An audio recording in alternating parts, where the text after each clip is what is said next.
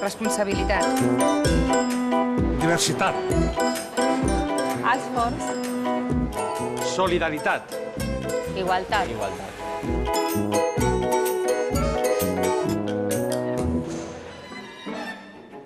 Son ladrones, nos roban las pensiones. Aquesta és la mobilització de pensionistes que va tenir lloc el 18 d'octubre davant la delegació de govern de Barcelona. Protesten contra la reforma de les pensions que vol aprovar el govern del Partit Popular. Una reforma que afectarà negativament les pensions del futur, però també els pensionistes d'avui. El govern del Partit Popular ha aprovat el projecte de llei de reforma del sistema públic de pensions. El govern el que vol amb aquesta reforma és reduir la despesa del sistema públic de pensions per la via de tenir menys pensions presents i futures, i també reduint el poder adquisitiu dels pensionistes. El que no fa aquesta reforma és buscar recursos per assegurar el sistema i garantir la sostenibilitat futura. Comissions Obreres es mostra en contra radicalment d'aquesta reforma. Ho expliquem en aquest programa.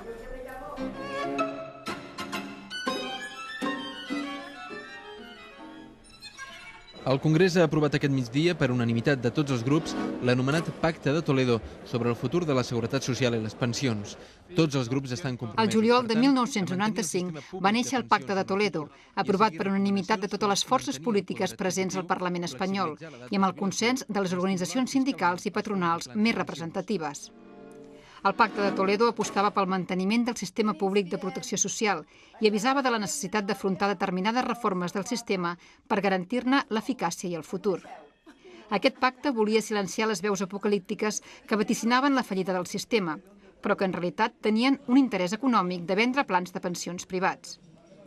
Lluny de fer fallida, gràcies a les mesures introduïdes, el sistema de pensions ha tingut superàvit any rere any, fins en fa 2.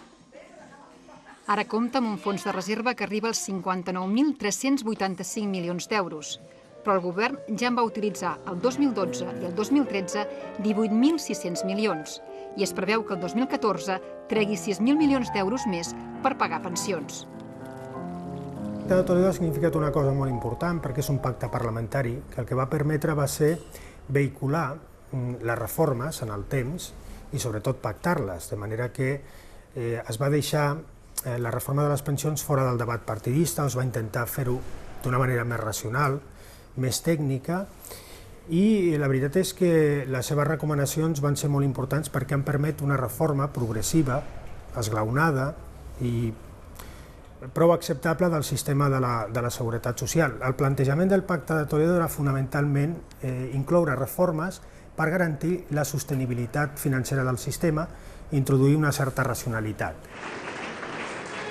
L'1 de gener d'enguany va entrar en vigor l'últim acord de pensions signat el 2011 per Comissions Obreres, UGT, la COE i el Govern.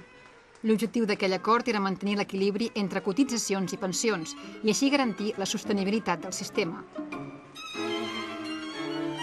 Sense perdre l'esperit del Pacte de Toledo, l'acord modificava aspectes com l'edat de jubilació ordinària de forma progressiva i en funció dels anys cotitzats, la vida laboral o les fórmules per calcular la pensió, i establia el factor de sostenibilitat del sistema a partir del 2027, any de desplegament definitiu de la llei. Aleshores, els paràmetres es revisarien segons l'evolució de l'esperança de vida.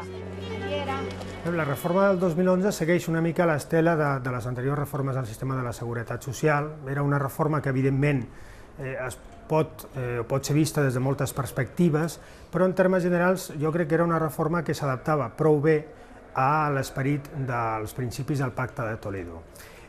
Certament va rebre les oportunes crítiques perquè, evidentment, era una reforma regressiva, però, de tota manera, la reforma, repeteixo, encaixava força bé, força acceptablement en els paràmetres del Pacte de Toledo i, sobretot, va rebre el suport sindical i també de les organitzacions patronals a través de l'acord social i econòmic de 2011 i això, evidentment, li va donar molta més legitimitat a la reforma i en aquest sentit jo diria que potser l'element més rellevant, sense cap mena de dubte, de la reforma va ser el desplaçament de l'edat pensionable progressivament fins als 67 anys. Aquest és un element molt important. I un segon element molt rellevant també seria el de prolongar el període de còmput o de càlcul, més ben dit, de la quantia de la pensió perquè es passa progressivament de 15 a 25 anys. Però el govern del Partit Popular ha obeït més els interessos de les entitats financeres i d'assegurances que no pas les necessitats del sistema i de les persones, i ha decidit impulsar una reforma de les pensions del tot innecessària. El govern allunya de la mesa del diàleg social el debat sobre pensions, no respecta un acord i una llei vigents i deixa en mans del govern de torn un dret com la revalorització anual de les pensions. El govern introdueix noves fórmules per calcular les pensions futures i també les presents. D'una banda, es proposa aplicar l'anomenat factor de sostenibilitat. Aquest és el càlcul d'un índex basat en l'esperança de vida als 67 anys i que s'utilitzaria per calcular la base reguladora de la pensió. Això vol dir que si l'esperança de vida creix, la pensió inicial serà menor. Aquesta mesura es posaria en marxa a partir del 2019 i només afectaria els nous pensionistes. L'altra mesura és el que es coneix com l'índex de revaloració de les pensions, una nova fórmula que tindria en compte l'evolució de la inflació real, com es fa ara, però també altres elements com els ingressos, el nombre de pensions, la diferència entre les noves pensions i les que causen baixa o el dèficit o superàvit del sistema, entre d'altres. Això es començaria a aplicar a partir del 2014 i afectaria tots els pensionistes. La realitat és que les mesures que es proposen se centren exclusivament a reduir la despesa i s'obvia qualsevol mesura de millora dels ingressos que reforci la sostenibilitat del sistema de pensions. Aquests ajustos de costos suposaran en la pràctica una important pèrdua de poder adquisitiu per a tots els pensionistes, que pot anar d'un 15% a un 28,5% en els pròxims 15 anys. La millor manera de generar ingressos pel sistema és crear ocupació. Si tenim més persones treballant, automàticament tindrem majors ingressos. Però això som conscients que no és una qüestió que es pugui fer d'avui per demà. Però sí que n'hi ha possibilitats d'augmentar els ingressos de forma més immediata, a més curt termini.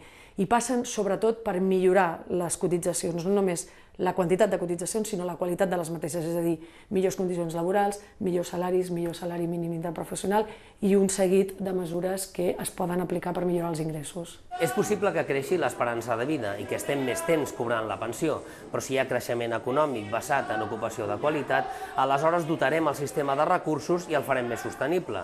El que no s'entén és que aquesta reforma de les pensions del Partit Popular renuncia a buscar mesures de millora dels ingressos i això afectarà negativament els pensionistes futurs, però també els pensionistes actuals. Aquests ja notaran l'any vinent un augment menor de la seva pensió en relació amb l'IPC. El projecte de pressupostos de la Seguretat Social pel 2014 ja aplica la reforma de les pensions sense estar ratificada al Parlament. El govern ha assignat un augment del 0,25% a les pensions, per sota de les previsions d'augment dels preus. I això, malgrat que la despesa en pensions sobre el producte interior brut és del 10,25%, 3 punts per sota de la mitjana de la Unió Europea, que se situa en un 13,5%. Les pensions també són un factor de creixement econòmic i un element clau per la cohesió social. Es destinen bàsicament al consum i moltes famílies sobreviuen gràcies a la pensió dels avis. Amb aquesta situació del 0,25 que diuen que pujaran, que no vam poder perder el adquisitiu, és impossible continuar visquent el mateix. El poder adquisitiu s'ha perdut, per què? Per totes les pujades que han hagut i no recuperarem el sistema de cap de les maneres. Això s'ha de trencar, s'ha de buscar l'alternativa, dient això o canvia o ens enfonsem tothom. El nostre sistema no pot continuar d'aquesta manera. Ciudad Meridiana, una población casi con 8.000 y pico de habitantes y está en una situación a punto de explotar, digo, porque están entre desahucios, entre un 52% de juventud en paro, sin ayuda de ningún tipo. Y claro, está en una situación malísima. Entonces, esto de lo que quieren hacer con las pensiones ya no se trata de nosotros, de los mayores solo, sino del futuro de esa juventud y de nuestros nietos, que no es justo lo que van a hacer, al contrario, es perjudicar a tota la societat. Significa molt perquè precisament a sobre que ens ho abaixen i tenim menys qualitat de vida,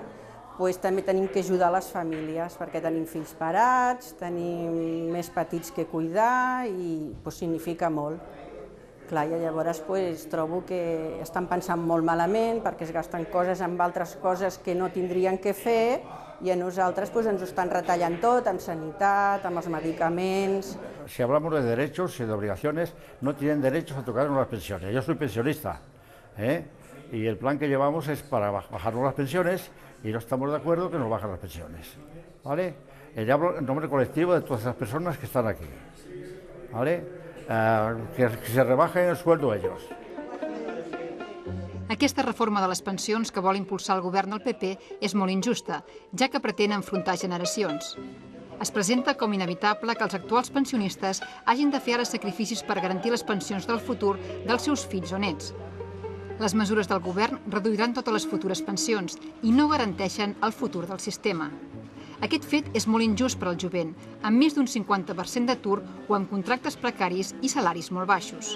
Jo crec que és una reforma que està basada en falsedats. És un govern que intenta com fer bona aquella dita de que una mentida dita 1000 vegades es converteix en una veritat. Ens intenten situar-nos en un escenari de batalla intergeneracional en el qual suposadament la gent jove hauríem d'estar competint amb les pensions dels nostres avis, ja que segons les seves mentides, en funció del que ells estan cobrant és el que nosaltres deixarem de cobrar. I això és absolutament fals. És a dir, les nostres pensions o l'absència de les mateixes dependrà del fet que nosaltres treballem i en quines condicions ho fem.